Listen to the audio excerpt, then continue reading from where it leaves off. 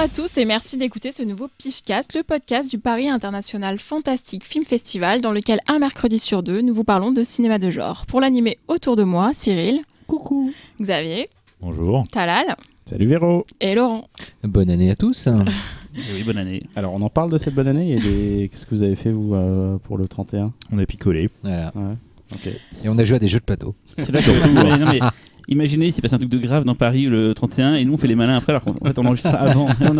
On aurait l'air de gros cons, oui. Tout, donc bravo Talal. Bah écoute, c'est moi qui fais Genre, il y toujours a les un pieds dans avion le qui s'est plat. écrasé dans Paris, tout le monde est mort et tout, l'autre il fait ah, fait quoi 31 Même nous. Eh, Même dis nous, donc, on est morts. Je crois que s'il y a un Je avion qui s'est trouve craché, un peu dissipé là. On va se calmer tout de Il n'y a pas eu suite. d'intro ironique. Pardon. Dans le PIFcast, nous commençons toujours par l'œil du pif, un tour de table de ce qui vous a marqué récemment dans le genre. Puis nous passerons au dossier et aujourd'hui comme l'an dernier, à la même époque, nous allons défendre un film de 2018, injustement passé sous les radars de la critique ou du public. Et enfin, nous terminerons comme d'habitude avec Cyril et sa bande originale. Et donc on commence par l'œil du pif, comme d'habitude. Et on commence avec Xavier. c'est rare ça, non ? On commence. C'est rare qu'on commence avec Merci, Véronique. merci. C'est rare qu'elle dise on commence avec moi. C'est sûr. T'as Alors, t'as pas de papier, t'as ton téléphone cette fois. oui, parce que comme une buse, j'ai oublié de prendre des notes. On sent que c'est la fin Voilà, d'année, quoi. hein. Ouais, bah Relâchement. écoute, bon, On sent que vous venez de boucler un festival. c'est un peu ça, ouais. Un peu ça. Non, moi en fait, justement, j'étais crevé, je voulais voir un truc, j'avais pas envie de me prendre la Je tête. fais un bon porno des familles. Ouais, point de force. Oh, pour je ceux qui déconne. connaissent comprendront. The Meg. Non, et en fait, il se trouvait que j'avais un Blu-ray. Je sais même pas comment je l'ai eu ce Blu-ray. Parce que j'en ai souvent au boulot, donc il y a des trucs, des fois je suis devant, je fais ah tiens, j'ai ça. Et je me suis dit, bah tiens, je vais me mater ça, pourquoi pas. Je commence le film et en fait, je me Tu rends veux compte. pas nous dire ce que c'est, hein ? Non, laisse-moi parler, femme. Je commence le film et là, je me rends compte qu'il s'agit d'un found footage. Et là, je fais oh putain, fais chier, merde. J'aime pas les found footage. Et en fait, j'ai continué à regarder le film. Et en fait, je me suis rendu compte que, en fait, c'était plutôt cool. C'était Il The s'agit donc Visit. du film. Attends, il faut qu'on devine. Attends, c'était un The Visit Non. Non, le truc sur la lune là. Apollo. 18 Il y a un milliard Europa. Ouais, vas-y, Allez, dis-le. ça se passe à Paris. Hein. Ah, Catacombe. Catacombes. Ouais. Et donc, du coup, ouais, je me suis bien tapé. Catacombe. J'aime pas que c'est un fan footage. Pas mal. Et ben, c'est pas mal. Déjà, il y a Shani Ouais, c'est pas Sosamon mal. dedans, donc c'est très bien, forcément. En fait, le truc, c'est Catacombe. En fait, c'est le réalisateur là, qui s'était occupé de En quarantaine. Que j'avais détesté, mais en même Remake temps, de Rec. voilà, en même temps, j'aime pas Rec non plus, donc forcément, j'étais un peu maso ce jour-là. Non, en fait, Catacombe, du coup, voilà, bon, j'étais crevé, donc j'étais un peu une feignasse, donc je voulais pas zapper, j'avais pas envie de bouger de mon canapé. Et en fait, tant mieux, parce que en fait, j'ai trouvé ça vachement cool, parce qu'il y a un scénar. Il y a un scénar, alors qui vole pas non plus, attention. Ah non, c'est la Catacombe. Putain, on n'est pas dans le degré ultime du scénario, mais en fait, j'ai aimé ce côté un petit peu archéologie, film d'aventure, qui est pas mal du tout. Et surtout, au niveau de la réalisation, je trouve qu'ils ont su bien adapter ce côté found footage, tout en gardant des idées un petit peu originales. Ça, vous verrez ça surtout sur le dernier tiers du film, où là, il y a quand même quelques petites idées un peu pétées du bulbe qui apparaissent, vraiment des super idées visuelles. Ça veut dire quoi, Et- péter du bulbe Non, mais faut voir. On Franchement, spoil regardez. pas, donc... Non, franchement, regardez, vous allez voir, il y a vraiment d'excellentes surprises visuelles. Et en fait, le film a tellement de qualité cinématographique qu'en fait, à un moment, moi personnellement, j'en suis même venu à me dire, si le film avait été tourné de manière, on va dire, normale, est-ce qu'il aurait été toujours aussi sympa ? Et oui, ça passerait tout à fait, quoi. Alors, effectivement, ce n'est pas un chef-d'œuvre, je suis d'accord. Mais pour ceux qui, comme moi, n'aiment pas le found footage, franchement, là, ça a été une bonne surprise, quoi. Peut-être que la fatigue a joué, je ne sais pas. Mais j'avoue, je me suis fait cueillir, ça fait plaisir. Et le dernier found footage que j'avais aimé, justement, c'était The Visit, qui, pareil, m'avait cueilli comme ça, d'un coup, là, comme ça. Le fan footage en lui-même, c'est un moyen d'expression cinématographique comme un autre. Et quand tu as des bons réals derrière qui l'utilisent bien, ça fonctionne, quoi. Et puis c'est surtout que le problème, c'est que c'est devenu un moyen de facilité, en fait, pour faire des films d'horreur. Ouais, c'est ça. Donc c'est un truc qui fait du coup c'est mal mis en scène, mais c'est pas grave, c'est pas des professionnels qui tiennent la caméra. Donc, mais tu vois, justement, pour une fois, là, c'était pas le principe du bon, c'est pas filmé, c'est pas grave, on fait un found footage comme personne ne le remarquera. Là, tu voyais qu'en fait, ils avaient utilisé le found footage justement pour toute cette partie avec des plein d'effets spéciaux, plein d'effets visuels. Bah, c'est ça qui est bien pour, en fait. pour que tu les vois à peine, mais du coup, comme c'est vachement bien pensé avec ce côté fond de footage, tu les vois à peine, mais du coup, t'imagines le reste. Enfin, il y a un truc qui fonctionne ça vachement part bien. beaucoup quoi. plus dans le surréalisme que Ah, d'autres ouais, fond de carrément. footage. En fait. Ah, C'est ça qui est surprenant. Ah, ça, c'était vraiment super cool, quoi. J'ai une question à deux balles. Est-ce que les films, c'est une nouvelle mode là maintenant, les films sur ordinateur où tu as des mecs comme Unfriended ou- Est-ce que ouais. c'est C'est found tous footage produits ou- par Timur Bekmambetov quasiment en fait. Il appelle ça le screen life, d'accord, sauf ouais. Open Windows de Nacho Vigalondo, mais Timur Bekmambetov, donc réalisateur russe de Nightwatch, Daywatch et puis ensuite Wanted, Abraham Lincoln, chasseur de vampires, et Ben-Hur. Bref, il a inventé ce qu'il appelle le screen life, donc et pour lui il veut faire que ça. Il en a lancé 14 en production. Vous avez fait l'article dans Mad. On vient de parler de Unfriended Dark Web. Vous avez fait l'article là-dessus aussi, non? Et en fait, on a fait une interview de Timur Bekmambetov où il explique pourquoi, pour lui, c'est vraiment un moyen d'expression cinématographique. C'est pas cher. Non, et en fait, J'aime bien. ce qui est assez étonnant dans ce genre, c'est que c'est je pense une somme de boulot hallucinante parce que déjà tu repenses complètement la notion de montage cinématographique. C'est du boulot pour les graphistes. Non, parce qu'il y a plein de choses qui sont filmées, enfin il y a plein de séquences live qui sont filmées, mais c'est la notion de montage cinématographique n'est plus du tout la même pour le coup parce que Oui, t'as des éléments en même temps. tu fais cohabiter plusieurs éléments, tu fais un cohabiter, qui passe devant, un qui est derrière, voilà, le son qui continue. tu fais cohabiter plusieurs temporalités parfois, et tu vois des gens qui réagissent à une temporalité en direct. Enfin, franchement, en termes de montage, c'est vraiment super étonnant comme façon de faire. Le seul problème, c'est qu'à vouloir tout le temps faire des films d'horreur avec ça, au bout d'un moment donné, avec des webcams, t'as que deux façons de faire peur. T'as une ombre qui passe derrière, ou t'as un truc qui apparaît à l'écran. Basta. En fait, Un café qui se renverse sur la clavier. Voilà, non mais mais le truc, c'est que Ou un justement, problème de Wi-Fi aussi, ça peut être. Oui, c'est vrai. Voilà. Le Mais film s'arrête. là où il est intelligent, c'est qu'il est en train de porter ça sur d'autres genres. Par exemple, il a un truc qu'il a réalisé lui-même et que j'ai très hâte de voir qui s'appelle Profile, qui est tiré d'une histoire vraie d'une journaliste qui a essayé de se faire recruter exprès par un réseau de djihadistes par internet. Donc elle a contacté des mecs, etc. Et il en a tiré un film qui se passe entièrement sur un écran d'ordinateur. Et du coup, c'est tiré d'une histoire vraie, c'est glaçant, enfin ça a l'air vraiment bien, quoi. Donc non, c'est intéressant comme approche quand même. Et moi, je voudrais juste démystifier un truc avant qu'on avance sur le prochain œil du pif. C'est que Xavier qui dit oui, j'ai mis le Blu-ray, j'ai pas osé changer et tout. Non, j'ai déjà vu ce mec aller des DTV avec Edouard Furlong chez lui, sciemment sans arrêter. Donc il aime ça en fait. Il aime regarder des trucs un peu. Mais non, mais moi j'ai un principe, c'est que je regarde jusqu'au bout. Ah, mais j'ai remarqué. Hein. Voilà, mais il le sait. On rentre avec un pote, avec Laurent qui a fait le Tokusatsu avec nous. On rentre chez lui et on le voit regarder ça. Mais pourquoi tu regardes ça? Fait, oh, je sais pas. J'ai commencé, je dois finir. Voilà, il regardait sur un truc genre oui, avec les Ericsson, tous les machins qu'on voit les DTV. Et il était content. Ça m'a fait marrer. Ouais, moi je regarde de tout. Voilà. Ah bah ça je te le. Je suis open. C'est ta grande qualité quoi. À toi Cyril, ton œil. Putain, j'aurais dû fermer ma gueule. Moi je vais pas faire deviner le truc et tout. Je vais vous dire. Tu vas regarder ton téléphone. Non parce qu'en fait je voulais certain d'un truc sur le nom du réalisateur, je vais pas me tromper. C'est un film indien que j'ai vu récemment qui a failli être mon top de l'année, mais sauf que je l'ai vu. Du coup il est pas dans mon top de l'année, même si c'est très bien. C'est 2.0 qui est la suite de Endiran le robot. Donc c'est un film indien, un gros blockbuster. Il se trouve que 2.0, donc le réalisateur c'est S. Shankar. C'est là 2.0, c'était peut-être l'un des plus gros budgets. Alors, je sais pas si c'est le plus gros, mais c'est un des plus gros budgets de tous les temps en Inde. C'est un gros film de science-fiction slash action slash ce que tu veux, mais à la sauce indienne, c'est avec des images que tu verras nulle part ailleurs. C'est en 3D native, donc j'ai pu le voir au Pâté Villette en tamoul parce que c'est la langue d'origine, et en 3D voilà, réellement, enfin en relief quoi. Et c'est une des 3D les plus dingues que j'ai vues depuis Avatar. C'est hallucinant la 3D de ce film, elle est impressionnante, sauf que le distributeur n'ayant pas beaucoup de thunes, il n'a pas fait un sous-titrage, ce qu'on appelle en 3D. Il a fait un sous-titrage à plat, ce qui fait que j'ai eu les plus grosses migraines ophtalmiques de ma vie. Ah merde. Vous avez un truc tout en profondeur, sur un coup, il y a un sous-titre qui est plaqué tout devant, qui vous détruit les yeux. Je suis obligé à plein moment de fermer un œil pour pouvoir le voir tout à plat, pour comprendre ce qui est écrit. C'est con parce que c'est vraiment un des reliefs les plus ouf. Et dans le film, il y a des idées. En gros, le problème du film, c'est qu'il est très con. Hein.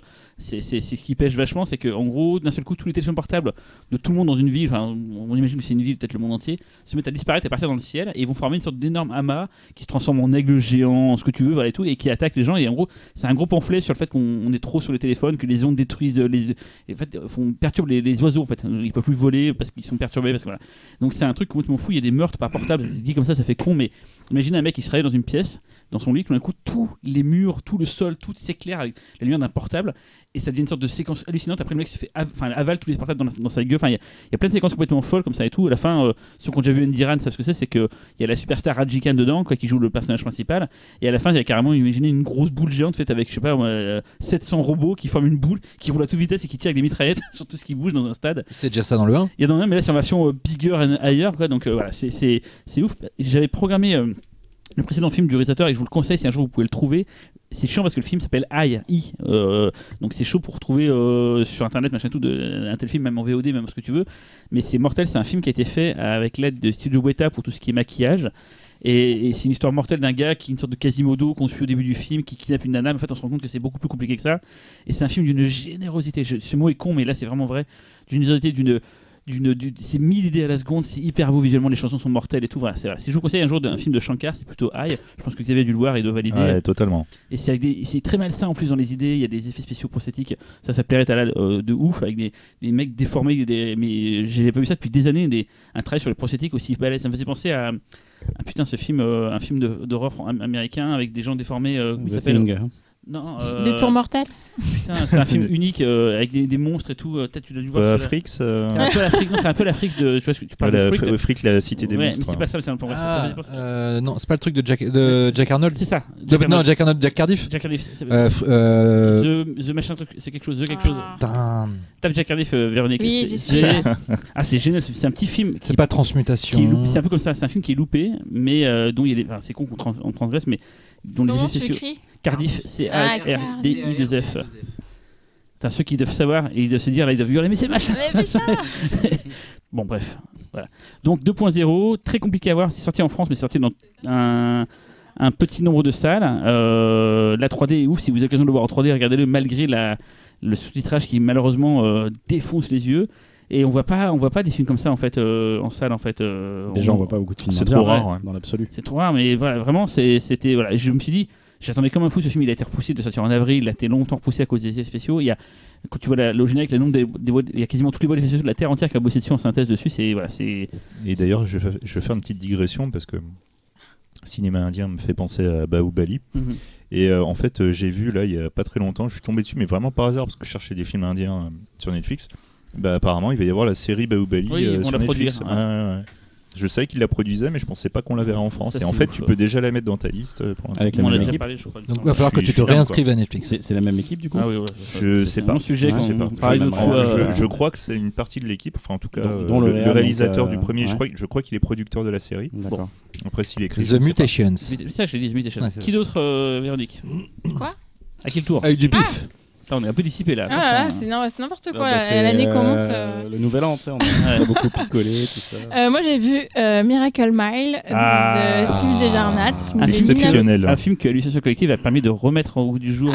Et oui, on était les premiers à le repasser, la copie restaurée. Ouais, mais moi, je sors pas au-delà du périph'. Donc. Appel d'urgence en français, 1988. L'histoire, rapidement, c'est Harry qui tombe amoureux de Julie. Pas de ça y est. Et donc il tombe amoureux d'elle, il a rendez-vous avec elle le soir dans un dîner, sauf qu'il loupe le rendez-vous parce que il y a une coupure d'électricité, donc son réveil ne sonne pas, il avait fait une sieste, bref, il arrive en retard au rendez-vous et elle est repartie entre-temps, un peu déçue. Et alors qu'il est en train de se demander comment il va faire, il essaie de l'appeler, etc. La cabine téléphonique qui est à côté du dîner sonne, il décroche et là il se rend compte en fait c'est un appel qui lui était pas destiné, il s'aperçoit qu'il va y avoir une attaque nucléaire sur Los Angeles et que le décompte a commencé, c'est 50 minutes après. C'est un mec qui pense appeler sa fille pour la prévenir ou un truc comme ça. Non, c'est pas ça. Non, en fait, il a utilisé la cabine pour l'appeler. Après, il a raccroché. La cabine a sonné, donc il a décroché. Oui, mais la personne qui appelait à la cabine pensait appeler quelqu'un de sa famille. Genre, c'est le fils qui a appelé son père, en fait. Voilà, et eux, ils étaient dans le coup, on va dire. Et en fait, j'ai vraiment adoré ce film. Il y a la musique de Tangerine Dream, c'est des gars qui donnent une ambiance vraiment particulière au film, un peu mélancolique et angoissante pendant tout le film. Et ce qui est hyper intéressant, c'est que ça part de ce dîner où en fait tous les gens qui étaient dans le dîner et qui ont rien à voir les uns avec les autres commencent à s'organiser pour fuir en fait la ville. Sauf que lui, Harry, il a qu'une idée en tête, c'est aller chercher Julie parce qu'il sent que c'est la femme de sa vie alors qu'il la connaît à peine, mais il sent qu'entre eux il va se passer un truc incroyable. Et en fait, c'est hyper. Il y a un côté vraiment désespéré, je trouve, dans le film parce que ça monte crescendo pendant tout le film. Bon, ça part de ce dîner, mais après il se passe plein de trucs, ça commence à être le chaos dans la ville, etc. Et lui, il poursuit cette quête pour aller sauver Julie, mais en même temps s'en sortir, etc. Donc je vais pas spoiler la fin, mais la fin elle est vraiment poétique et touchante. Voilà. Et puis bon, c'est quand même avec le docteur Mark Green. C'est vrai, de la série Urgence. C'est un très beau film qui a longtemps été disparu et qui a eu un regain de popularité il y a peu de temps. Et juste une anecdote rigolote, peut-être ma meilleure programmation de tous les temps niveau programmation dans un festival. Non mais tu vois pourquoi. En 2011, dans la Hallucination Collective, on a fait une thématique avant, pendant, après la bombe. On a passé 3 films qui se situent un avant, un pendant et après. Et en fait, celui qui était pendant, c'était Threads, et ça, je pense qu'un jour on en parlera, parce que ça ressort en Blu-ray restauré. tout à fait, oui. On a passé Threads, donc je crois qu'on était les premiers en France à passer Threads. On avait passé 2019 après la chute de New York après, c'était rigolo. Et pour le avant, je rêvais de passer Miracle Man, mais pas de copie à l'époque, c'était compliqué et tout. Et on avait passé à la place Panic à Florida Beach, qui colle aussi du coup. Ouais, tout à fait. Mais- J'étais là, tiens. Ouais, mais du coup, Miracle Man, c'est parfait. Le truc de avant la bombe, c'est vraiment ça. C'est le. On a passé aussi 10 Final Hours aussi récemment, qui est pas une bombe atomique, mais qui parle aussi de ce truc-là de Ouais, un peu sympa avant. aussi. Voilà. Et donc, voilà, Miracle Man est excellent choix, Véronique. Talal.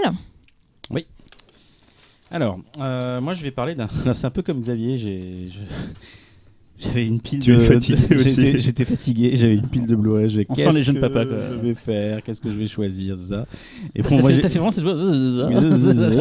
et j'ai pris un truc plus cérébral. Voilà. Et donc, Allez, te mettre l'amende là. Ouais, j'avoue, ouais, bravo. Oh, j'ai pris pas tes merdes de footage. c'était une séance de rattrapage. C'est le dernier film de Darren Aronofsky qui s'appelle Mother. Ah d'accord, ça parle des bons films. T'as juste bon. dit plus- Mother, point d'exclamation. Ça se prononce comme ça. Alors, Ça se prononce. Oh, mais laissez-le parler. je sais que t'aimes pas. Et d'ailleurs, j'ai eu un doute. Je me suis demandé si on ne t'avait pas fait un œil du pif dessus une fois. Mais bref. Non. Donc, alors, le film est sorti l'an dernier, donc en 2017. Enfin, il y a 2 ans maintenant, parce qu'on est en 2019. Tiens, sa blague, on est déjà en 2019, il lâche pas. Hein. C'était pas une blague, je m'en suis vraiment rappelé. Donc voilà, c'est Aronofsky, c'est un réalisateur, je pense qu'on affectionne tous d'une certaine façon, Tout à parce fait. que c'est très difficile de critiquer The Wrestler. Black Swan, à la limite, si on veut chercher les films comparés, on va dire. C'est surtout Ouais, c'est- très difficile de Et son critiquer The Fountain. Son film sur les vaches. Et The Fountain, C'était évidemment. quoi, C'est avec un qui chef-d'œuvre absolu. On en a parlé. de Tout à fait. Fontaine. Ma blague est passée à là, parce que tout le monde parlait. Bah, vas-y, Bah refais ouais, ta parce blague. que nous on dit des choses Oui, intéressantes. c'est son film sur les vaches, Pi, c'était. Je vous dérange? Vous voulez que je fasse un tour? Vous êtes nuls. Laisse parler. Allez, vas-y, Talal. Alors, jusqu'à ce précédent film qui s'appelait Noé, qui était un gros machin biblique que personnellement j'ai eu beaucoup de mal à regarder, alors que pourtant j'étais curieux parce que c'est Aronofsky Est-ce que qui l'a Gaspard traité, joue dedans Anti-biblique. on en reparlera, On en si tu reparlera. veux, en off. Il y a Toujours des est-il, donc alors de quoi ça parle? Donc Mother, point d'exclamation, je sais pas comment on le prononce, Mother. Donc c'est un couple vivant dans une superbe maison isolée qui est en constante rénovation. Donc lui est écrivain et elle, en fait, elle est là surtout pour s'occuper de la maison. Donc à noter que elle n'a pas de nom vraiment dans le générique, tu vois, elle s'appelle Mother, donc c'est Jennifer Lawrence. Et donc lui, c'est Javier Bardem et il s'appelle, je crois, l'auteur ou le créateur. Voilà. Avec ça me rend fou. Donc leur maison se retrouve soudain, enfin leur quotidien se retrouve soudain bouleversé quand un couple mystérieux, donc incarné par Ed Harris et Michelle Pfeiffer, rentre ou en tout cas s'incruste dans le quotidien de ce couple. Alors. J'étais pas tout à fait d'accord avec toi tout à l'heure, Laurent, quand tu disais que Noé n'était pas un film religieux, parce que Non, je dis pas que c'est pas un film religieux. alors anti-biblique peut-être, je sais pas, parce que moi alors je sais que je suis allé piocher après sur le net pour voir de quoi parle vraiment ce film, Mother donc. Je sais pas si t'as trouvé parce que même lui il sait pas, hein, je pense. Je crois qu'il le sait. Je crois pour le coup que c'est un film religieux, en tout cas qui parle de religion, qui parle de croyance, parce que voilà, il y a énormément de parallèles que tu peux faire avec la religion, et d'autant plus que je crois qu'il connecte. Alors si j'ai bien compris aussi, après c'est des analyses que j'ai lues sur le net, qui connecte donc le personnage de Jennifer Lawrence. Donc, désolé, je spoil un petit peu, voilà. Attention. Non, déjà dans ce que je dis, je spoil. Déjà, parce que je savais même pas que Jennifer Lawrence jouait dedans. Déjà, tu m'as spoilé ça. Je suis un peu vénère. Et Sur l'affiche. Et du coup, voilà, tu parles tu parles de l'affiche Véro, justement. L'affiche elle-même suggère justement un truc religieux. Alors, une des affiches, parce qu'il y en a plusieurs. Il y en a même une qui fait référence directement à Rosemary's Baby. Donc voilà, donc on retrouve plusieurs thématiques d'Aronofsky, l'addiction, la schizophrénie, la paranoïa. Voilà. Et c'est peut-être un peu pour ça qu'au bout d'un moment, on a l'impression que peut-être que Aronofsky arrive au bout de certaines thématiques. Alors peut-être qu'il nous a raconté peut-être de tellement belles histoires qu'au bout d'un moment... Son prochain film, c'est un Fast and Furious, donc... Non, je rigole. Donc voilà, écoute, le film, je l'ai trouvé un peu lourd en symbolique, c'est le cas de le dire, mais en même temps, quelque part fascinant. Fascinant parce que je trouve que Jennifer Lawrence est assez fascinante dans le film. Elle a une de ses... Elle est juste magnifique. D'accord, j'ai cru que t'allais dire autre chose. Je vais dire une de ses beautés. Qu'est-ce qu'il aurait pu dire? Hypnotisant. Une de ses paires de seins, parce que l'une des activités. Non, c'est pas ça. Je précise pourquoi. L'une des activités principales dans le film de Aronofsky, c'est quand même de filmer sa star qui se tapait à l'époque avec un t-shirt transparent, parce que juste il en a envie. Non. Et franchement, il veut c'est. tout montrer, il veut rien cacher. Non, mais en plus, je suis pas d'accord. Enfin, je suis d'accord. Mais en fait, je trouve que ça a du sens parce que tout tourne autour de son corps dans tout le film. Ouais. Et ça raconte aussi la condition féminine de l'objectisation du corps féminin et du fait que tout le monde l'utilise, prend, en fait ce qu'il en veut. Je n'ai pas lu ça. Moi, justement, je l'ai vécu comme ça. Il y a une vraie analogie. Je crois qu'il y a une vraie analogie avec la mère nature, on va dire, et une analogie entre Jennifer Lawrence, c'est la terre. C'est des trucs que j'ai lus aussi et qui se tenaient finalement. Oui, c'est ce qu'il a dit en promo. Mais après, ça se tient. Mais le mec, il a voulu même avoir écrit le film en 5 jours, si tu veux. Donc ouais, ça se tient. Mais non, mais ce que je veux dire, c'est que c'est bateau comme déjà, je trouve que c'est extrêmement bateau comme symbolique. Ensuite, il y a quand même un truc, c'est que lui, c'est le créateur. Il crée. Elle est là pour pondre un yard et s'en occuper. Oui, mais parce qu'on lui donne cette place-là. Oui. Et de la même manière, on détruit la planète comme on traite les femmes, tu vois ce que je veux dire? C'est l'homme qui, de toute façon, se prend pour le créateur tout-puissant et met son pouvoir sur les femmes et sur la planète. Le film n'est pas subtil. Je suis d'accord, c'est pas subtil, mais bon. Rétrospectivement, c'est à se demander si c'est un réalisateur subtil. Après, on demande non, c'est pas un réalisateur subtil. Voilà. J'adore Requiem for a Dream, c'est le film le moins subtil que j'ai vu de ma vie. Ouais. C'est des sabots énormes. Ouais. Mais sinon, j'ai pas vu le film, j'ai une question tout bête. Est-ce que ce serait pas le pendant filmique de la chanson de Kimiko Black, Ma bite? Est-ce que c'est pas un film sur sa bite à lui? Donc Jennifer Lawrence. Pas du tout. Non, tout. C'est vachement un film. C'est une vraie question de Thierry là. Oui, c'est non. Est-ce que c'est pas juste un mec qui s'est filmé? En gros, je fais ça métaphoriquement. Non, parce que c'est pas un truc. Je pense pas que ça soit un film sur les artistes et c'est pas il raconte pas, c'est pas autobiographique. C'est quand même une grosse partie. C'est le créateur confronté au doute, confronté au succès. C'est une grosse partie du film. Et c'est aussi comment les gens qui vivent autour des créateurs doivent subir ces espèces de caprices de créateurs. C'est pas la première lecture justement. Mais en fait, c'est un des intérêts du film, c'est déjà quand même parce que attention, si c'est brillant par plein d'aspects, l'un des intérêts du film, c'est d'être assez riche pour pouvoir fournir des discussions comme celles qu'on a maintenant et tous les films n'en sont pas capables. Ensuite, moi je trouve juste que c'est Catacombe, on a moins. On a moins épilogué. C'est juste qu'en fait, je trouve que c'est un gros fourre-tout d'un mec virtuose qui s'est pas trop cassé le cul. Même en construction narrative, je trouve ça atroce. C'est-à-dire qu'au bout du deuxième acte, le film il est fini, il refait. Et il y a un troisième acte où il refait le film. En plus gros, en plus con, c'est-à-dire que là c'est carrément les as quand même. Je veux dire que quand t'as des, enfin je spoil pas, mais au bout d'un moment donné t'as des trucs, c'est non mais c'est vraiment on se croirait dans Top Secret quoi. Je te jure. C'est quoi ton film, Laurent? Parce que là on va c'est ça. C'est quoi? C'est comme Re, c'est l'équivalent. J'ai hésité et en fait comme vous savez maintenant qu'on a perdu une émission où on parlait des films qu'on a détestés et que tout le monde adore. Du coup en fait j'ai revu un film comme ça. Donc je vais le garder pour cette émission. C'est Rosemary's Baby. Voilà. Sinon donc je vais vous parler d'un film Netflix, mais pas un film Netflix annoncé à grand renfort d'eux que vous avez peut-être raté. C'est May the Devil Take You de Timo Tjahjanto. Qui est un réalisateur indonésien qui a été l'une des deux moitiés du duo The Mo Brothers, qui avait notamment réalisé Macabre et Killers. Donc là, on est dans le gros bis. Alors, il faut savoir que Timo Tjahjanto, il a eu 2 films quasiment sortis à 2 semaines d'intervalle sur Netflix. L'autre étant le film de baston Übervener, The Night Comes For Us. Comment ? C'est le même réal. C'est le même réal. Wow. C'est pas l'autre réalisateur? Non, tu confonds avec Kimmo Stamboel. Ouais. Non, là, Timo Tjahjanto, il a fait les deux. Il a fait May the Devil Take You et The Night Comes For Us. T'as oublié un truc qui permettra d'expliquer beaucoup de choses sur May the Devil Comes For Us, c'est qu'il a aidé Gareth Evans à co-écrire le scénario et réaliser le segment de VHS 2, qui est un segment d'horreur en fait. Tout à fait. Un premier, voilà. Mais Macabre était déjà un film d'horreur. Macabre était un film d'horreur. Killers était pas loin d'être un film d'horreur. Macabre, c'est une sorte de massacre à la tronçonneuse indonésien. C'était surtout une sorte de à l'intérieur indonésien. C'est vraiment, ça emprunte beaucoup de choses à l'intérieur, mais même eux le disent. J'ai eu l'honneur d'interviewer Timo Tjahjanto à l'époque de Killers. Non, parce que c'était vraiment un gars adorable. Et il m'avait confié en effet qu'à l'intérieur, les avait bien trauma. Bref. Mais The Devil Take You, qu'est-ce que c'est? C'est simple, c'est Sam Raimi en Indonésie. Voilà, qu'est-ce qu'il fout là-bas? C'est le. C'est vacances. C'est le pitch quasiment de Jusqu'en Enfer. sauf que ça emmène les gens dans une cabane où ils sont possédés par des démons. Il y a un homme qui tire des taux d'araignée. Oui. Et il y a un magicien d'autre qui débarque. Ils aiment beaucoup. Ils sont possédés par des démons. Voilà.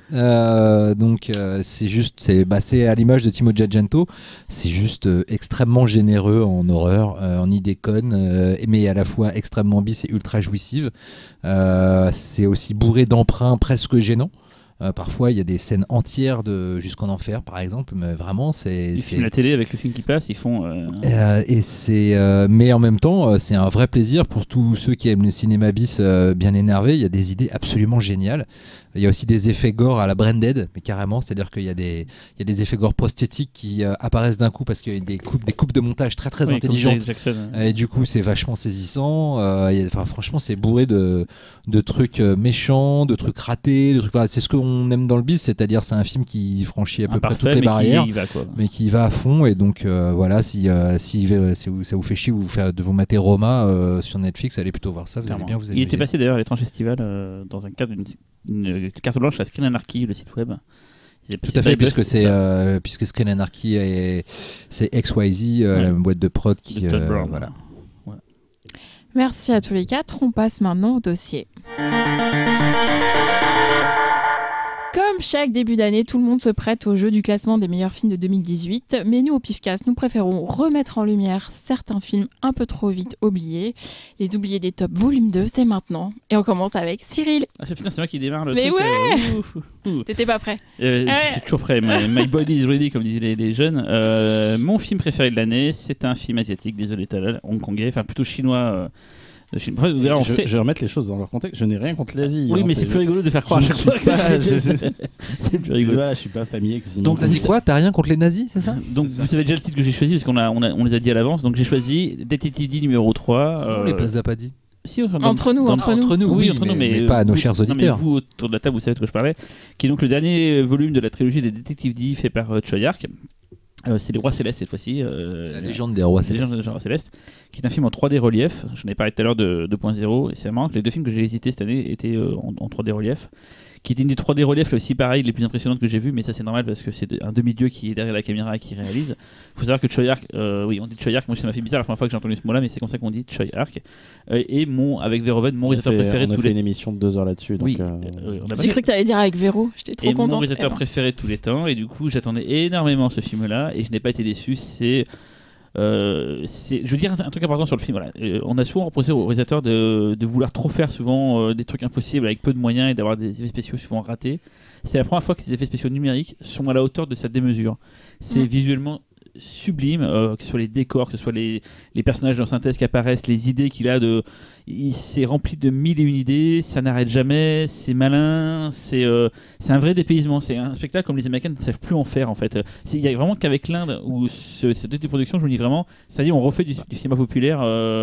C'est même au-dessus parce que c'est Choi Ark et qu'en plus il y a un propos. Oui, d'une intelligence absolument géniale sur justement les effets, l'illusion. Donc les moments où dans le film où l'image de synthèse arrive, ce sont toujours des moments qui questionnent la réalité des images.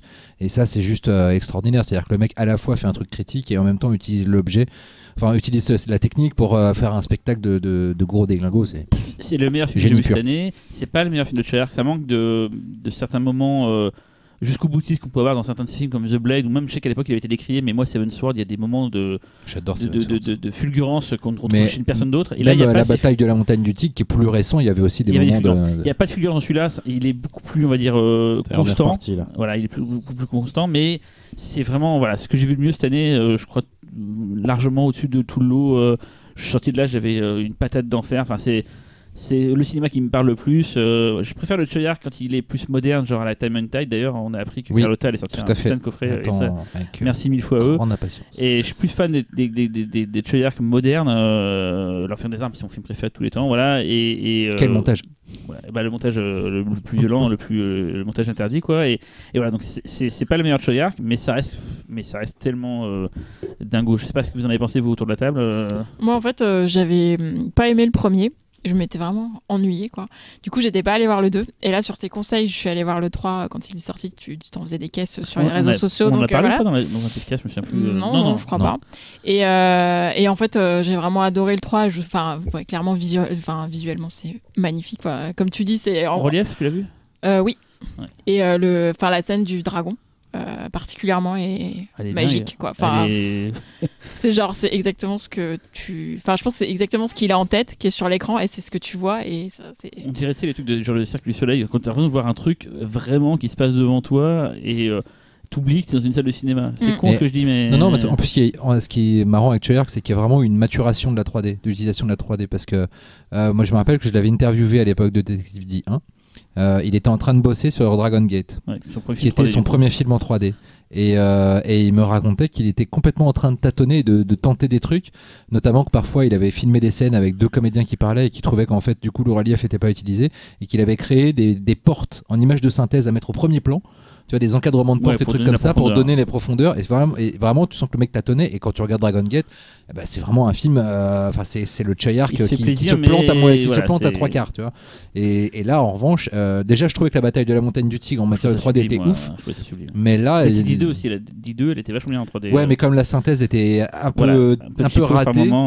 Mais là, c'est l'aboutissement, carrément. Xavier ? Non ? Non, moi je ne peux pas. Ah oui, c'est un film. Vous avez travaillé chez SND, donc il sort le film en vidéo. Donc il ne veut pas, je sais pas, mais il ne veut pas parler du film. Je ne peux pas. Même pour dire des choses bien. J'ai pas le droit de donner mon avis, point barre. Ah oui. Est-ce que si jamais t'aimerais, on dirait que c'est parce que c'est ta boîte et du coup ce serait, en fait t'es coincé quoi. Alors c'est ça en fait le truc. Alors qu'il a en parler, bordel. Ah oui, moi forcément. Est-ce que tu peux faire un pouce en l'air ou un pouce en bas juste on peut traduire ce qu'il dit. Depuis tout à l'heure, il est très heureux, il sourit. Et dès qu'on a des trucs, il acquiesçait. De toute façon, il a mis un pouce en l'air. Tout le monde a une érection. Je tiens à dire que j'ai retrouvé un Schtroumpf dans la boîte de règles. Bon, SND, je vais le manger. N'hésitez pas à virer Xavier pour qu'il puisse parler à nous de Treyarch s'il attend que ça. Bon, Xavier, alors parle-nous de ton film à toi. Alors, en fait, moi à la base, je voulais parler d'un autre film et en fait, je me suis rappelé que tu pouvais pas en parler non plus. Que la chose dont je vais parler, parce que ce n'est pas un film. Oh non. Si. C'est un jeu de plateau. Non. J'ai eu peur. Non. En fait. Si je parlais de ce que j'ai vu de plus impressionnant, de plus traumatisant, de plus marquant, du coup ce n'était pas un film, c'était un documentaire. BFM. Attends, documentaire, ça peut être quoi ? Et donc il s'agit en fait de Kaniba. Ah. Sur le cannibale Sagawa Issei.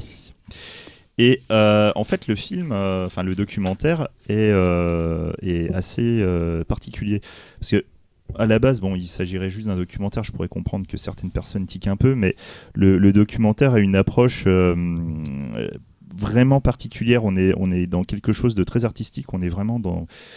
Il y a une utilisation de la caméra qui est vraiment autre. Rappelle peut-être le sujet pour qu'on comprenne pourquoi on en parle. Voilà, Sagawa Issei, en fait, c'est le fameux cannibale qui a mangé une de ses camarades de fac dans les années 80. À Paris. Et qui a bénéficié d'un non-lieu. Donc suite à ce non-lieu, il a pu retourner au Japon. Et en fait, il a pu vivre sur la célébrité en fait, qu'il a acquis suite à son crime. Il avait juste un petit peu faim, c'est ça? C'est pas vraiment ça, mais en fait, le mec est devenu... il a participé à des films érotiques, même pornographiques, des pinku. Il a été considéré comme conseiller culinaire aussi, c'est très classe. Et surtout, et ça vous le verrez dans le documentaire, il a aussi écrit et dessiné un manga sur son crime. Donc le documentaire en fait a été réalisé par 2 anthropologues dont je vais vous retrouver le nom tout de suite, donc Verena Paravel et Lucien Castingue-Taylor, qui sont donc cinéastes, anthropologues. Ils avaient fait un film assez impressionnant qui s'appelait Léviathan. Léviathan, qui était un super documentaire sur des pêcheurs. Un truc assez hallucinant, quoi. Ouais. Et en fait, pour Kaniba, ils ont utilisé un dispositif donc très particulier où en fait la caméra est au plus proche possible de Sagawa. En fait, la caméra est quasiment au niveau de la bouche. Alors, je vous dis un truc qui va pas plaire à Xavier. Moi, j'ai vu le film Et ça faisait passer du Jean-Marie Poiré, quoi. un cannibale filmé comme Les Visiteurs, et vous avez un peu une idée de ce qu'est le film. Donc vous aurez compris que Cyril et moi, on n'a pas tout à fait le même avis sur le film. Mais on va parler après. Voilà. Surtout que tu finis ton explication. Voilà, et en fait, le film va aller au-delà en fait, de la vie de ce cannibale. On va vraiment aller au plus près de la personne, au cœur de la personne. Il y a son frère qui est interviewé aussi. Laisse-moi parler. Qui va donc parler de son geste, parler de sa vie. Et en fait, il est actuellement, maintenant, il est handicapé. Et donc, il vit avec son frère, avec qui il entretient une relation très particulière. Et du coup, en fait, le frère va aussi rentrer dans ce documentaire. Et de cette manière-là, on va aussi voir la relation qu'ils ont tous les deux, qui est une relation assez étrange entre le cannibale qui se sait fou et un frère qui va prendre le crime comme peut-être avec une certaine légèreté, un truc assez bizarroïde, mais le frère est quand même aussi un peu étrange. Il est adepte de la scarification et tout.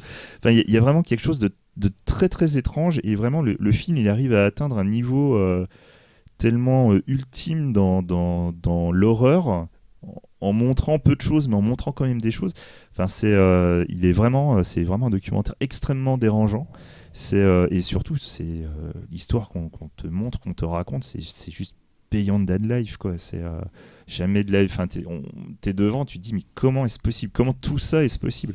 Le passage où on va te montrer le manga où le mec est en train de t'expliquer son crime avec les dessins qu'il a fait.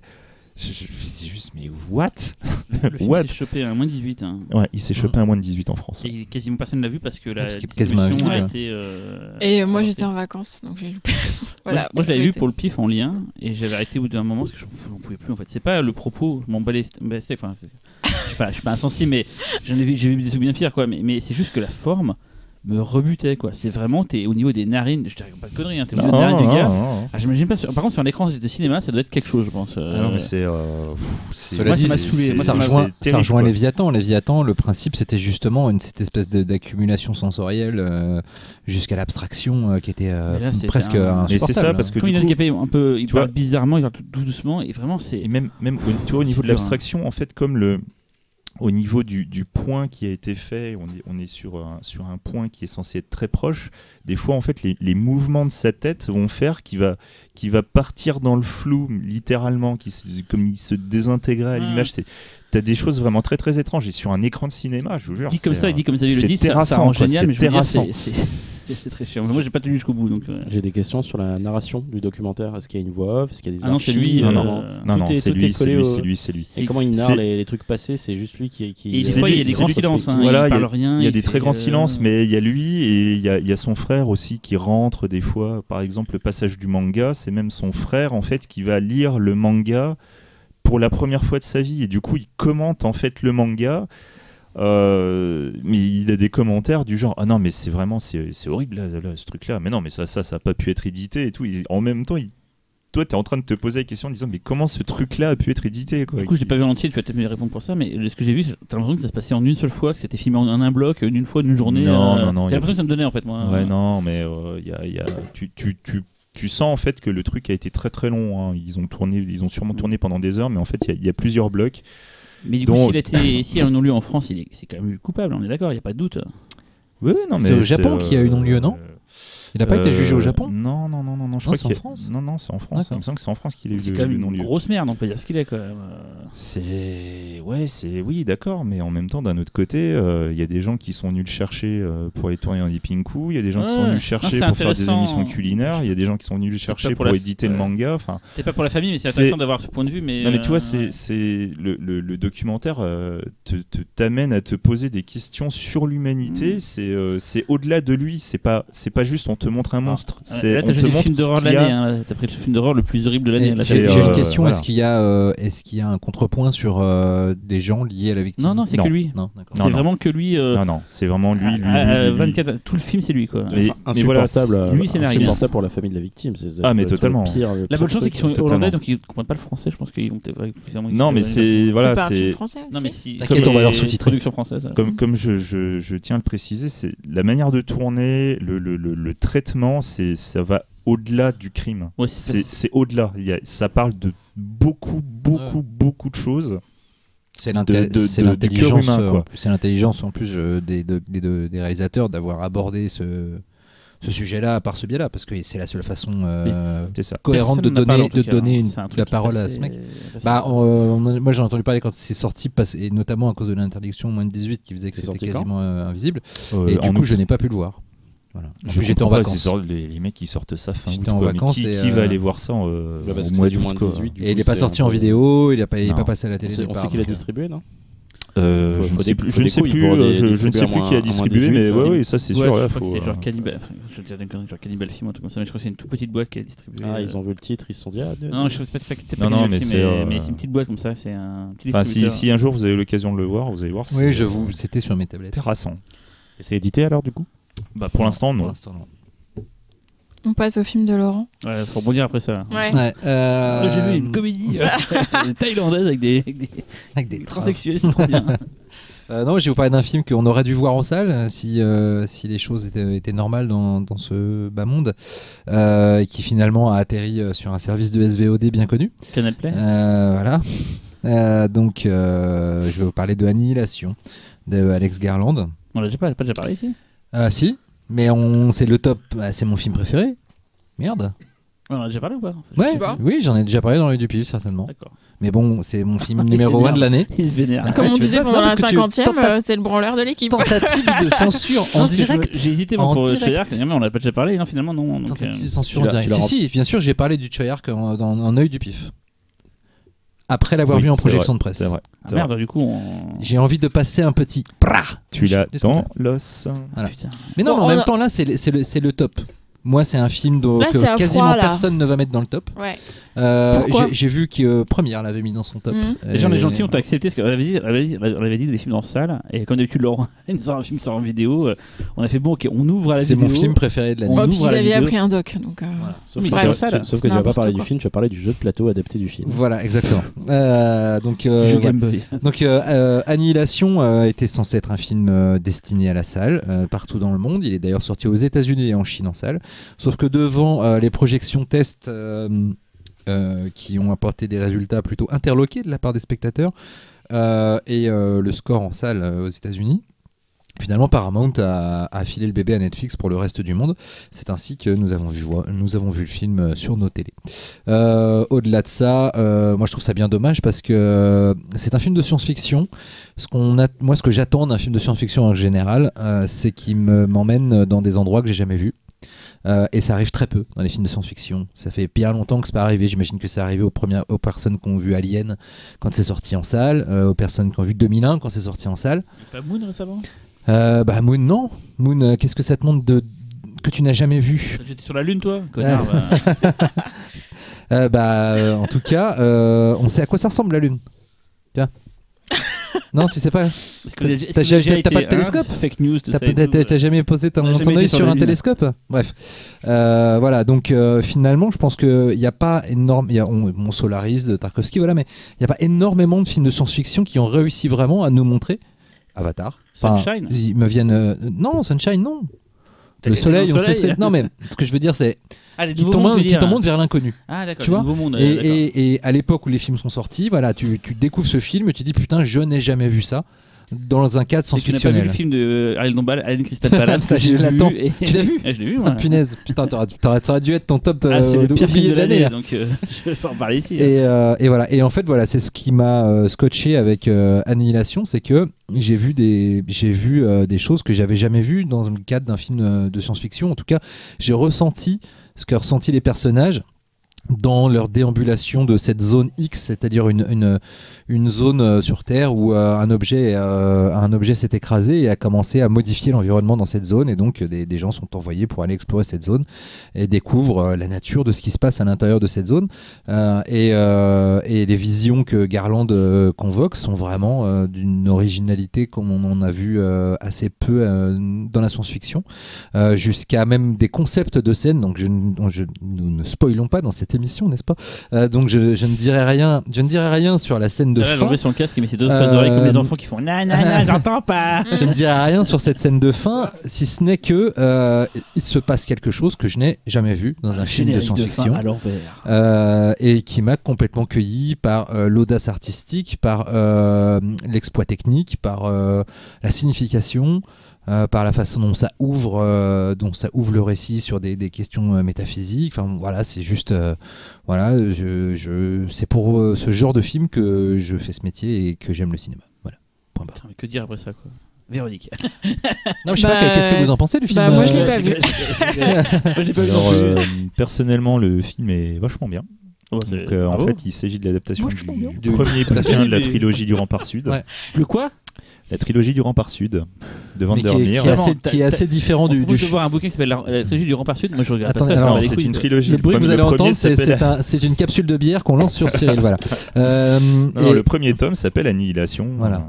Mais assez qui diffère au bout d'un moment, pas mal du bouquin. Oui. Tout à fait. Et après, voilà. Plus Est-Ouest plutôt. Moi, Garland, j'adore ce qu'il fait. Ah en oui. fait, hein. C'est il au a niveau fait deux films. scénaristique, Ex Machina, je trouve que excellent. c'est un tueur. Une réalisation, c'est un tueur. Et même d'un point de vue Batman. roman, parce que La Plage. Oui. Alors j'ai une préférence pour le roman que pour le film, mais voilà, enfin Garland forever, quoi. Garland, souvent, il foire. J'aime beaucoup certains de ses films scénarisés. Genre, j'adore Sunshine, c'est un film préféré de tous les temps, mais la fin est pas au niveau. La Plage, la fin est pas au niveau. Ouais, mais c'est toujours plus tard, la fin. Enfin, je sais pas, il foire ses fins, je trouve. Non, il foire pas tout le temps ses fins, mais de toute façon, même quand il foire ses fins, il y a toujours eu un truc avant qui a fait que putain, Ex tu Machina, t'es c'est pris bien, une mais claque, quoi. Vu la fin d'Annihilation, là, il a pas foiré sa fin. Je vais regarder les films ce week-end. Et ben on voilà. fera un hiatus. Très bien. Et on mettra ce hiatus accroché au podcast. Tu l'as vu? Je vais le rattraper. Non, j'ai pas vu. Non. Donc il y a juste Xavier qui l'a vu et toi. Voilà. Ouais, super. Bah, c'est vous là qu'on voit les avez vrais, deux quoi. pour, quoi. En même temps, c'est les oubliés des tops, on les a oubliés. Quoi. Ouais. De pour, c'est le gang de West de pour. Voilà. À toi, Talal. Écoutez, moi ça me fait un peu chier de dire que ce film a été oublié, mais pourtant Ouais. C'est un jeu de plateau. c'est une réalité. bonne paye. Mais en même temps, on comprend pourquoi elle a été oubliée. Sa distribution est. Bah oui, justement, doublement oublié. Alors, oublié des tops, C'est un certes, et oublié des distributeurs, et honteusement oublié des distributeurs. Donc, Oui, mais en fait, est-ce que tu as le droit de le classer du coup dans cette émission? Alors, sorti en oui, salle parce qu'il est sorti. Alors, il est pas sorti en Bah, salle. attends, il a tu viens été- de nous Alors, parler attends, on va d'Annihilation, peut-être- sous ma gueule, on va lui peut-être parler du film déjà. Alors, le film, Oui, mais est-ce c'est- qu'il est passé à la Mais dis télé? le nom du il film. est passé à la Ça télé y est, il y a c'est le mois fait. dernier. D'accord. Ouais. Ok. Alors, C'est Colskin. c'est Colskin de Xavier Ah. Jans. Donc, alors, techniquement, moi, je l'ai vu en 2017 en festival, mais il est vraiment sorti, on va dire, en 2018, en tout cas en France. Ouais. Et Oui, il est passé, directement to Canal+. Pas de DVD Blu-ray pour l'instant. On Ça va murmure venir. que ça va venir en Ça va venir, janvier-février, mais voilà, c'est honteux. Alors, on va en parler un petit peu. Déjà, de quoi ça parle? Donc, ça se passe. Il y a un setup assez particulier. Le film se passe sur une île et c'est donc un météorologue qui, après la Grande Guerre, se retrouve envoyé dans cette île isolée. Et sur cette île-là, il y a juste un grand phare et une petite bicoque à côté. Donc dans ce phare, il y a un vieux gardien qui habite ce phare. Et donc ce vieux gardien taciturne va nous apprendre, ou en tout cas plutôt on va découvrir que chaque nuit, ce phare est pris d'assaut par des mystérieuses créatures, et des créatures un peu des créatures poissons. Voilà. Donc on comprend alors que le gardien garde en captivité une créature femelle et que ses attaques sont liées justement à ça. Voilà. Alors donc Xavier Jans, c'est un réalisateur qu'on affectionne tous, je pense ici. En tout cas, moi C'est personnellement. le mec le plus gentil du milieu. Oui, et puis au-delà de ça, moi, j'aime beaucoup Frontières pour diverses raisons. Et j'ai un autre film qui a été injustement boudé par les distributeurs français, c'est The Divide. Je trouvais aussi très réussi. Donc voilà, mais là il se trouve que c'est son plus beau film et je pense qu'il est c'est assez inattaquable là-dessus. Le film est magnifiquement réalisé. Ça, c'est une constante chez lui. Il y a un truc, même ceux qui n'aiment pas certains films d'intelligence, au moins ça veut dire que toujours visuellement il tabasse. Il y a toujours des photos hallucinantes, une réalisation au cordeau. Enfin, c'est vraiment, même quand les gens n'aiment pas les films de Xavier, au moins il s'accorde à dire quand même que c'est quand même bien torché, quoi. C'est un très grand technicien et là pour le coup il arrive à la fois à être technicien et aussi vecteur d'émotion. Il s'améliore de film en film et celui-là est clairement son aboutissement. Moi j'ai des réserves sur les débuts de sa carrière en termes techniques. Après je sais que Frontières est un film qui a été fait dans des conditions de difficulté considérables. Je sais que Hitman a été remonté en dépit du bon sens, donc c'est sûr qu'il a eu des circonstances à chaque fois qui n'ont pas aidé forcément à faire éclater son talent au grand jour. Mais voilà. Et The Divide a beaucoup de gueule. Je suis pas fan du contenu du film. Je trouve que le côté, quand le film verse vraiment dans la provoque, je trouve qu'il perd de son efficacité parce que je trouve qu'il va trop loin en fait et qu'il perd un peu il perd ses personnages de vue. Mais par contre le film est techniquement vraiment bien. Et puis je te laisse continuer sur Colskin, on va en reparler. Justement tu parlais des personnages, là je suis pas d'accord avec toi sur The Divide parce que pour le coup c'est vraiment un film de personnages, c'est un huis clos. Et là encore on se retrouve dans un huis clos avec quasiment 3 personnages, bien sûr en dehors des attaques. Et il y a cette espèce de triangle amoureux qui s'installe, qui est à la fois pas malsain, je vais pas dire malsain, mais il y a une beauté aussi qui se dégage de tout ça. Et c'est aussi là où j'ai un petit regret sur le film, c'est peut-être le seul bémol que j'aurais envie de donner. J'ai eu la chance, Xavier m'avait montré une version, une copie de travail, et l'histoire d'amour était beaucoup plus claire. Or là, dans le montage, on va dire cinéma, elle est plus suggérée. Donc voilà, moi je trouve que ça me manque un petit peu. C'est marrant parce que la même année sortait le film de Del Toro. Je trouve que justement là où on peut forcément comparer les deux films, celui-là tire vraiment son épingle du jeu parce que c'est un autre film. Il y a aussi des scènes d'action, il y a des superbes scènes d'action. Là, je trouve que l'attaque du phare, qui est un peu peut-être le climax du film, est superbement bien réalisé. Voilà. Foncez voir, foncez non parce qu'il n'est pas en salle malheureusement. Attendez le DVD et le Blu-ray qui sort, qui va pas tarder. C'est vraiment bien Colskin. Ouais, c'est de loin un meilleur film, mais même c'est surtout en fait c'est juste un putain de super beau film, quoi. Ouais. Et il y a un côté gothique au film que moi j'aime bien. Un côté Jules Verne aussi. Ouais, c'est l'époque, c'est les costumes. Et puis c'est le lien avec la littérature. Ouais. Et puis un vrai film d'aventure. Oui, parce que je l'ai pas dit, c'est une adaptation aussi. Si tu parles de lien avec la littérature, c'est l'adaptation d'un best-seller espagnol qui s'appelait La peau froide, voilà, d'Albert Sanchez Pinol. Donc voilà. Non, c'est un super beau film, très touchant, même quand le film arrive même à être surprenant par des détails de jeu. Je me rappelle d'une scène très belle où le personnage du gardien du phare est tout en haut presque gelé et qu'il y a une discussion et d'un coup il y a un geste d'affection entre deux personnages qui ont l'air jusqu'à maintenant plutôt opposés et tu t'attends absolument pas à une telle subtilité qui vient avec juste un geste anodin. Enfin, c'est bourré de magnifique qualité, c'est vraiment un film génial. Le film est très riche aussi thématiquement. Ouais. C'est une fable écologique, c'est un pamphlet contre la guerre, c'est un truc qui parle de la nature humaine, la peur de l'étranger. Il y a beaucoup de choses dedans et bizarrement ça passe. Je veux dire, c'est pas, tu sens pas que c'est un truc fourre-tout, quoi. Ouais. Et la fin est super belle. Moi j'adore. Il y a des séquences comme l'attaque du phare qui est assez ouf et il y a le passage sous-marin. Ouais. Ah oui, putain, j'ai oublié cette scène. Ah oui, avec le scaphandre. Voilà, et c'est un très beau plan. Super. Et surtout on voit pas souvent et voilà, donc et je suis pas d'accord avec toi sur l'histoire d'amour. Moi j'ai pas vu la version que t'as vue, mais j'ai vu la version finale et je trouvais ça bien que ce soit que ce soit pas trop appuyé parce que c'est quand même pas trop le sujet, que ça aurait été, je trouve que ça aurait versé dans un truc un peu glauque. En tout cas on le sent bien, ça fait partie du sujet quand même. On le sent bien quand même. C'est pas juste suggéré, tu vois. Faut pas que je le dise, il montrera plus des copies de travail si je le dis. Mais je sais plus ce que j'ai perdu le film. Non mais je trouvais le dosage super bien. Véronique qui a pas vu la version de travail, qui a vu que ce qui est sorti. Finalement tu dis que c'est mieux. Oui. Et encore une fois, moi j'ai eu la chance de le voir en salle. C'est un film fait pour la salle et ça fait chier qu'il sorte pas en salle. Alors, je pense qu'il y aura un débat à faire dans ce Pifcast un jour. C'est tous ces films qui ne sortent pas en salle et qui sont pourtant très bien. Il y a Le Golem de Juan Carlos Medina qui est aussi sorti en vidéo. Que des films que j'ai passés dans mes festivals. En début d'année. Voilà. Oui, non, mais en fait, de plus en plus, pour les amoureux du cinéma de genre, les festivals, il faut se faire au moins 1 ou 2 festivals dans l'année si on veut voir les films qu'après on verra sortir directement en vidéo ou en SVOD et on se dira putain, fait chier, j'aurais aimé le voir. Ça a Bodied où en fait on n'a pas fait ça le comble et je me dis que les gens devraient quand même se renseigner parce que sur Paris, une salle. Ouais, mais alors Bodied pour le coup. Il faut dire que des fois tu te dis les gens ils sont stupides quoi. Oui, mais. Non, mais Bodied pour le coup c'est un festival de cinéma de genre.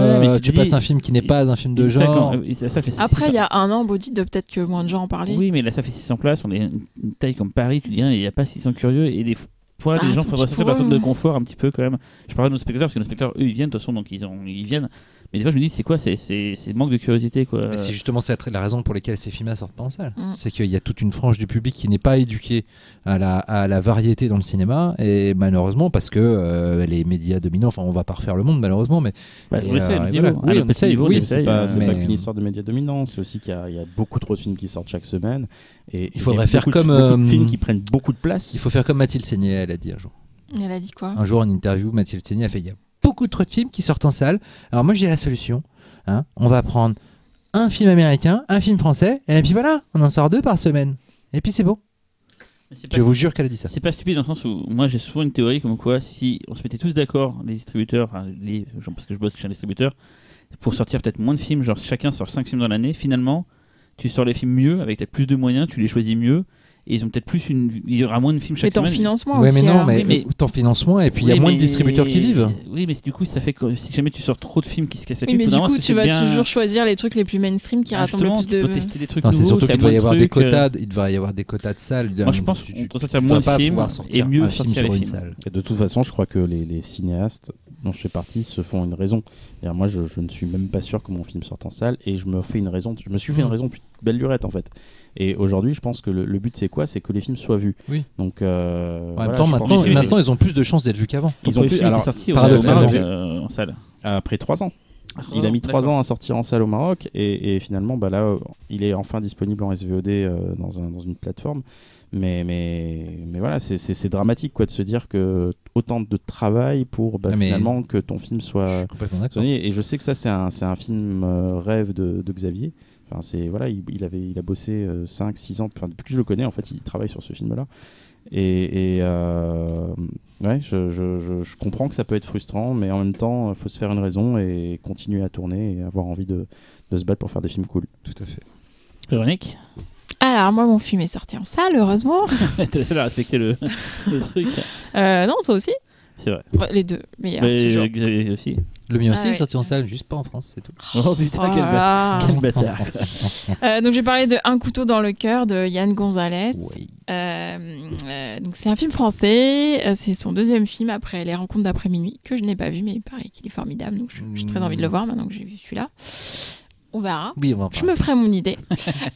Du coup, de quoi ça parle ? Ça se passe en 1979. Anne Parez, qui est jouée par Vanessa Paradis, est productrice de films porno gays. Et elle est lesbienne. Elle est séparée de sa monteuse dont elle était folle amoureuse. Donc elle est un peu en plein chagrin d'amour.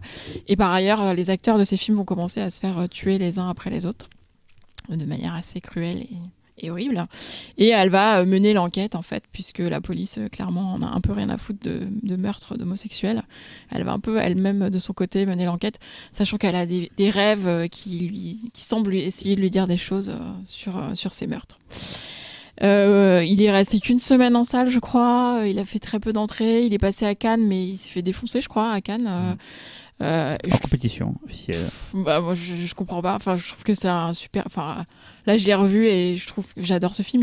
C'est un film de genre français qui a certes des références hyper appuyées, mais qui fait pas comme s'il le savait pas en fait, donc qu'il les utilise. Rien que la scène d'ouverture c'est une référence à Cruising, donc après on fait pire comme référence, excusez-moi, mais la musique de M83 est formidable et baigne le film vraiment dans cette espèce. Je trouve que c'est un film doux en fait, il y a une espèce de douceur tout autour du film. C'est M83 ou seulement non, c'est M83 qui est le frère du réalisateur réalisateur en fait. Donc je crois que c'était lui tout seul en fait. Et 83, c'est lui. C'est un mec tout seul. Ah C'est un mec d'accord, tout seul, qu'ils étaient non, deux. c'est un- Ok. ils sont pas 83. Je kiffe. Mais rigolez pas, elle est nulle cette blague. Non mais Non, quand t'as elle- dit c'est un film d'où, j'ai failli répondre de France, mais j'ai pas eu le temps de passer la blague. Je préfère, ils sont pas 83. Non, et du coup, il y a ce côté du coup méta avec toutes ces références, notamment une super référence à l'Éventreur de New York, une scène que j'adore du film qui est reprise dans ce film-là. De manière toujours aussi classe, d'ailleurs. J'adore. Et toutes les scènes d'ailleurs de porno sont hyper drôles, ça ajoute une touche d'humour. Mais c'est ça qui est bien, c'est qu'on est dans le monde de tous ces gens qui gravitent dans ce milieu porno gay, qui est un peu leur bulle. Et de temps en temps, on est sorti de cette bulle par les meurtres ou par les gens extérieurs comme les flics, etc. Et on s'aperçoit à quel point le monde est agressif pour eux et pourquoi eux ils s'enferment dans cette bulle-là. En fait, c'est ce que j'ai vraiment aimé. Et les personnages féminins sont très intéressants parce que comme le film reprend en gros les codes un peu du giallo, on va dire, et où d'habitude les femmes sont plutôt en position de victime. Là, les femmes sont quand même toujours les instigatrices ou les facilitatrices des pratiques homosexuelles des comédiens, comme même quand il y a une dame pipi qui donne une lampe pour aller dans une chambre noire, pour une scène carrément géniale, je trouve, et qui se passe carrément dans le noir. C'est très cool. Voilà, donc les comédiens sont super. Il y a Félix Marito qu'on a aussi vu dans Sauvage en 2018 et qui est aussi un film formidable qu'il faut avoir vu parce que j'ai beaucoup aimé. Et Nicolas Maury qui est connu pour son rôle dans 10%, qui est formidable aussi, Génial, qui est non. très très drôle. Le frère de Julien, du coup. Et le seul bémol, je dirais, en fait, c'est Vanessa Paradis elle-même, c'est-à-dire elle est très bien dans le rôle, mais c'est pas une scream queen. Et tous les moments un peu de climax, de tension, elle surjoue. Et là, à chaque fois, je trouve que c'est vraiment le seul défaut que je trouve au film, c'est son interprétation à elle. Voilà, je trouve que c'est un film poétique avec des touches de fantaisie, du vrai fantastique à certains moments, notamment par les histoires qu'il y a dans les rêves de Vanessa Paradis, Anne Parez, et le fait qu'il y a une histoire d'oiseaux, enfin tout ça c'est très giallo. Et le générique de fin est carrément touchant, enfin c'est très très beau. J'adore. Vous en pensez quoi ? Complètement d'accord avec toi. C'est-à-dire que le film est ultra attachant dans sa façon de décrire un milieu que d'aucuns décriraient de façon glauque parce que c'est du porno, parce que c'est gay, parce que c'est les années, fin des années 70, donc forcément c'était glauque, alors qu'en fait c'est juste des gens qui font des trucs, soit parce qu'ils sont un peu dans la galère, mais ils le font quand même avec bonne humeur, avec des vrais rapports humains chaleureux, et le film est super attachant pour ça. Et en même temps c'est un vrai giallo avec une vraie enquête, et en même temps c'est surréaliste, drôle, plutôt bien shooté. Il y a vraiment la scène dans la forêt est super bien, et moi aussi je trouve qu'un des seuls vrais points faibles du film, c'est Vanessa Paradis, qui est assez fragile en termes de jeu, et puis bon, il y a Christophe Birk, un dialogue très chouette aussi. Du coup le film en fait il plaira parce qu'en fait il y a des références à Argento, à Fulci, à Rollin aussi, beaucoup Rollin, étonnamment, et le film a des instants de grâce, des instants très très beaux, surtout ce pique-nique ce pique-nique en forêt, j'ai trouvé waouh, c'est assez étonnant. C'est vrai qu'il y a des passages qui sont un peu plus qui fonctionne un peu moins bien à cause de Vanessa Paradis. Moi, c'est surtout le début. Dans la cabine téléphonique.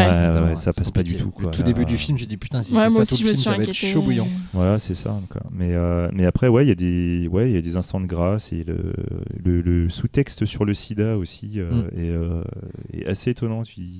On se fait un peu cueillir. Surtout à cause d'une scène, je vais pas dire laquelle, mais qui, j'avoue, te met un petit coup quand même derrière la tête, quoi. Mais bon. Vous l'avez vu, Talal ? Oui, je suis d'accord avec tout ce que vous avez dit, et ça me fait chier de dire que j'ai pas.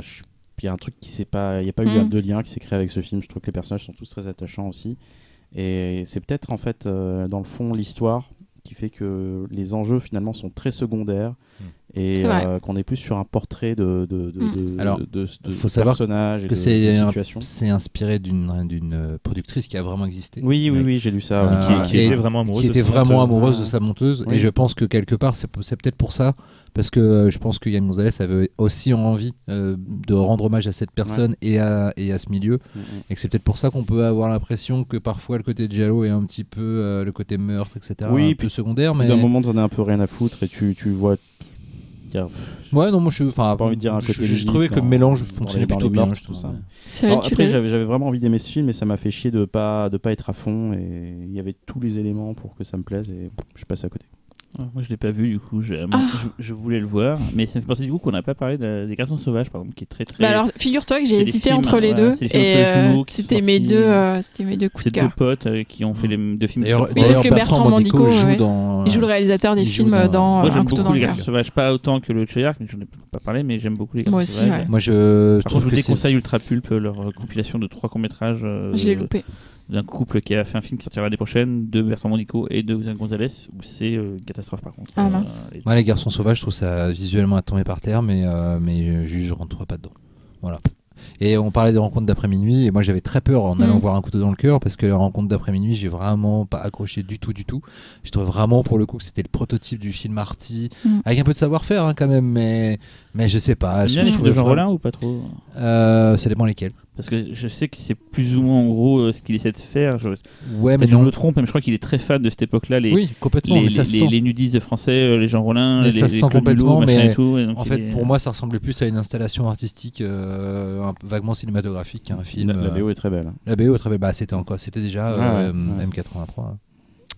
Eh bien, merci à tous les 4. On finit en musique avec Cyril. Qu'est-ce que tu nous as choisi pour commencer l'année ? Alors en fait, j'ai failli prendre un film de cette année qui était sorti et tout, mais je me suis dit finalement on n'a pas encore le recul par rapport à la BO. Si ça aurait été le cas, j'aurais pris un film que j'ai détesté mais dont la BO est magnifique, c'est Les Suspiria par Tom York. La BO est sublime, si vous avez l'occasion de l'écouter, jetez une oreille dessus. Donc je vais pas en parler maintenant. Du coup, je me suis dit tiens, un film qui a été oublié des tops à l'époque, dont on a déjà parlé ici et dont la musique est mortelle, c'est Ega. Je sais que Xavier est heureux. Ah là là, Ega. Donc musique qu'on doit, on va pas parler du film, un homme qui se fait tuer, qui se réincarne en mouche, qui va se venger et tout. La musique est mortelle. On va écouter le thème qui sert à l'entraînement de la mouche, qui fait Ega, je l'entends bientôt. Qu'on doit à M.M.K. Ravani. Alors ça, j'ai utilisé IMDb pour le savoir. Et ce morceau, je l'ai écouté, je l'écoute encore, je l'écoute très souvent en boucle. Quand vous avez envie d'avoir la patate, je vous conseille d'écouter ce morceau. Il est magique, quoi. Et si en plus vous avez vu le film, vous allez avoir les images dans la tête pendant que vous allez l'écouter, et ça va le rendre encore plus magique. Donc voilà, je vous propose d'écouter le thème de l'entraînement de la mouche de Ega, qui est top. Voilà, quoi. Je ne sais que dire d'autre. Est-ce que vous voulez dire quelque chose là-dessus? Excellent choix. Ega est un chef-d'œuvre. Revoyez. Vous l'avez vu d'ailleurs depuis? Tu l'as vu tout à l'heure? Tu l'as vu, Véronique? Toujours pas, moi. Oh là là. Bah, j'attends qu'on me prête un truc. Il est sur Netflix. Max, ouais, je suis pas abonné. Attention, sur Netflix, ce n'est pas le bon montage. Non, mais il est déjà bien. C'est pour ça que j'ai pas vu. Il est déjà bien. Voilà. Bon, allez, on va écouter ça et on se donne rendez-vous dans 2 semaines. Merci. Bonne année à tous. Et salut Véro.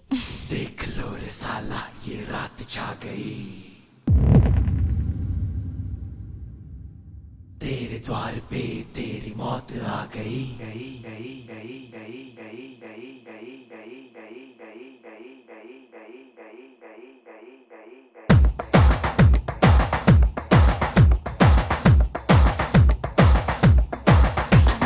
My name is Nani, ಈಗ ನೈತೆ ಕಾನಿ ಗುಂಡೆಲ್ಲೋ ಬೇಲನುನ್ನ ನ್ಯೂಕ್ಲಿಯರ್ ಮಿಸೈಲಿ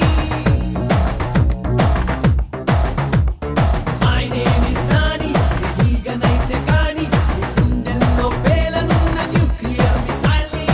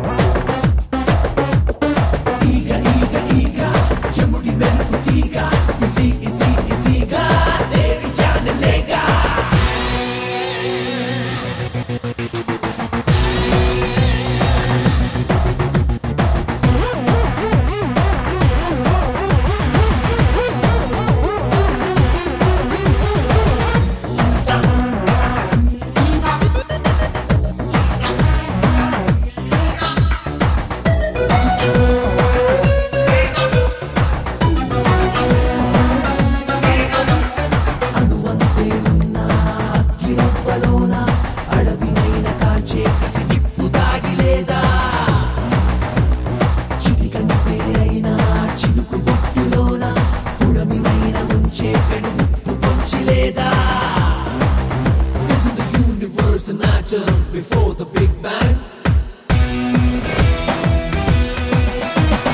पिल्ललिके ईगा ये मुझे क्या करेगा अन्यमा घेर फीगा हुआ मुलिंचलोगा निश्वासलोन दूरिपोन मयो मयस्लागा